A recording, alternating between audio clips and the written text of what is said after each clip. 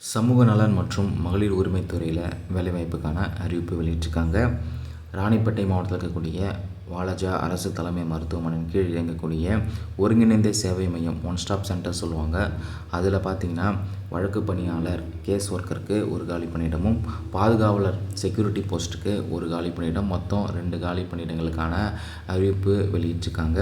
இந்த வழக்கு பணியாளர் பணியிடத்திற்கு என்னென்ன தகுதிகள் இருக்கணும் அப்படின்னு பார்த்திங்கன்னா, பெண் விண்ணப்பதாரர்கள் மட்டுமே விண்ணப்பிக்கலாம்னு சொல்லியிருக்காங்க.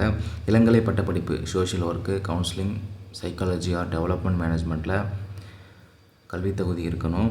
1 வருட முன் அனுபவம் கேட்டிருக்காங்க. பெண்களுக்கு எதிரான குடும்ப வன்முறை தொடர்பான தன்னார்வ தொண்டு நிறுவனத்தில் ஆலோசனை வழங்குதல், இது போன்ற முன் அனுபவம் ஏதாவது இருக்கணும் அப்படின்னு சொல்லியிருக்காங்க. இதுக்கான வயது வரம்பு 35 வயதுக்குள்ளே இருக்கணும். வெளிமாட்ட விண்ணப்பதாரர்களும் விண்ணப்பிக்கலாம் அப்படின்னு சொல்லியிருக்காங்க. மாத ஒப்பந்த ஊதியம் 18,000 ரூபாய் வழங்கப்படும். அடுத்தது பாதுகாவலர் பணியிடத்திற்கு குறைந்தபட்சம் 2 வருடங்கள் முன் அனுபவம் இருக்கணும்னு சொல்லியிருக்காங்க. பெண் விண்ணப்பதாரர்கள் மட்டுமே விண்ணப்பிக்க முடியும். மாத ஒப்பந்த ஊதியம் பார்த்திங்கன்னா 12,000 ரூபாய். இந்த வேலைகள் பார்த்திங்கன்னா 24/7 தான், ஷிஃப்ட் பேஸ் தான் உங்களுக்கு இருக்கும். தகுதியான நபர்கள் ராணிப்பேட்டை மாவட்டத்தோட அதிகாரப்பூர்வ இணையதள பக்கத்தில் விண்ணப்ப படிவம் இருக்குது. அதை நீங்கள் பதிவிறக்கம் செஞ்சு பூர்த்தி செஞ்சு உங்களுடைய சான்றிதழ்களை இணைத்து அனுப்ப சொல்லியிருக்காங்க.